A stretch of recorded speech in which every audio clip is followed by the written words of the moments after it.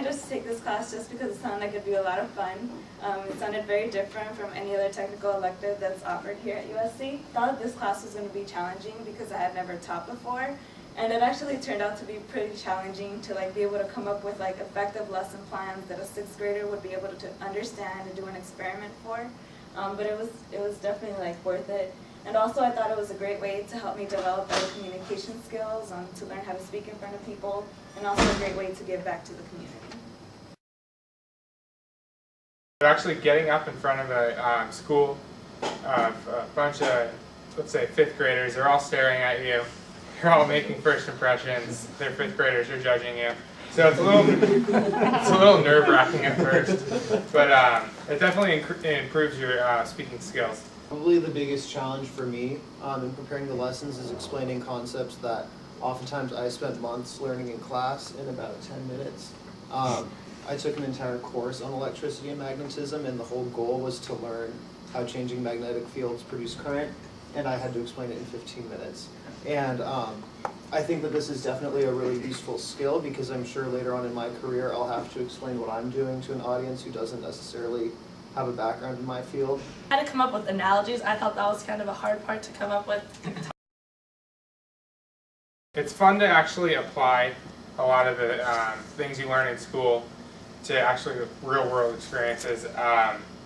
Seems like in college and basically the day-to-day life as a student engineer at USC, it's a lot of theory, it's a lot of book work, it's a lot of number crunching.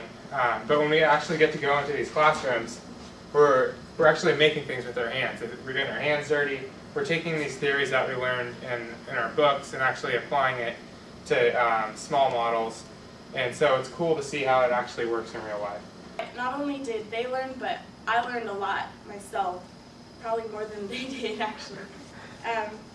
But learning how to control a classroom is so important for leadership. Great for public speaking, because I used to be so scared to go up and just like right now, talk to a big group of people, but now it's really calmed my nerves a lot. I certainly know a lot more about animal locomotion concepts than I did before taking this class, just by having to analyze it, trying to find fundamental concepts, and it actually takes a lot of thorough knowledge about the topic to be able to explain it using basic principles, generally how something works. In a school setting, we actually get to use a big picture.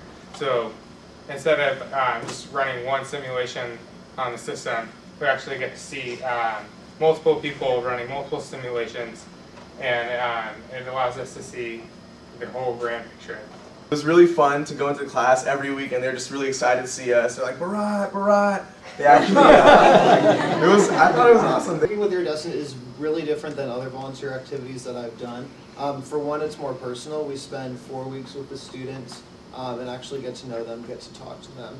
And two, teaching them is a little bit different than, say, volunteering at a soup kitchen, because you're giving them something that you can, or that they can carry, that they can use through the rest of their lives. And just maybe influencing their career path, I think, is something really valuable. The cool thing about teaching younger students is it actually opens your mind to a lot of different aspects of engineering.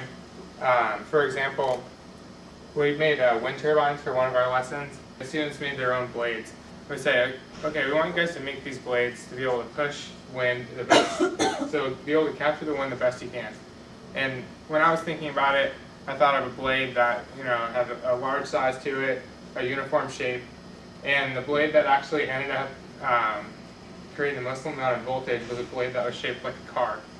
And I've never seen that in a textbook, and I don't know why that was, but it was actually really cool to see, and it really opened up my mind. It was great to share my knowledge with students, and it was an amazing experience.